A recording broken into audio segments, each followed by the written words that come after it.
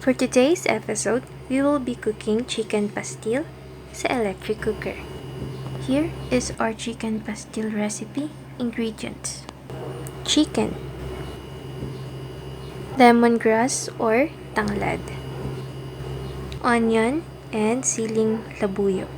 Optional lang to.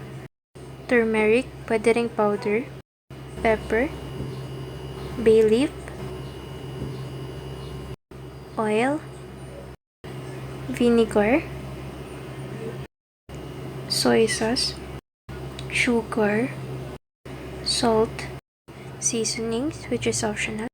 Ang una natin gagawin ay papakuluan natin yung manok kasama ng tanglad sa loob ng 15 minutes. Habang kumukulo yan, makikita nyo na may mga bula-bula dyan. Tatanggalin natin yan. After 15 minutes, ilalagay na natin sa separate container ang manok at ang chicken broth o ang sabaw nito. At yung tanglad naman, itinapon na natin. Next is, hihimayin na natin yung manok. Pwede din itong himayin gamit yung kamay, kaso may init siya that time. Hindi ko siya napalamig. Kapag nahimay na natin ang manok, ipiprepare na natin ang ating electric cooker. Yan, naglalagay tayo ng oil para isaute ang ating onion.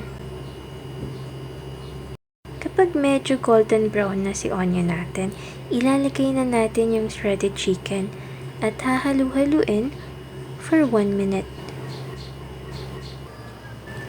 After a minute, maglalagay tayo ng 2 tablespoons of vinegar. Hahaluin natin ng konti. After that, ilagay na agad natin yung turmeric. Pag kumalat na yung kulay ng turmeric sa chicken, maglalagay na tayo ng bay leaf. At isusunod na natin yung paglalagay ng sili, which is optional lang. Next is yung paminta. At konting chicken broth, yung pinakulaan natin sa manok. Nalagay natin dyan. Konti lang. Pa-konti-konti. Ayan. Hahalu-haluin natin to hanggang sa mapansin nyo na halos wala na yung nabuhos natin na chicken broth. At maglalagay na tayo dito ng 1 tablespoon of soy sauce. Next is 1/4 tablespoon of sugar at konting seasonings. Halu-haluin ulit natin to hanggang sa makita nyo na nag-evaporate na yung sauce niya. And this is the most important part. After this, kasi maglalagay ulit tayo ng chicken broth. Magdadagdag tayo ng 3 tablespoon of vinegar at 2 tablespoon of soy sauce. Halu-haluin natin ito hanggang sa mag-evaporate na yung sauce. At ayan na, may chicken pastil na tayo. Tara! Kain tayo.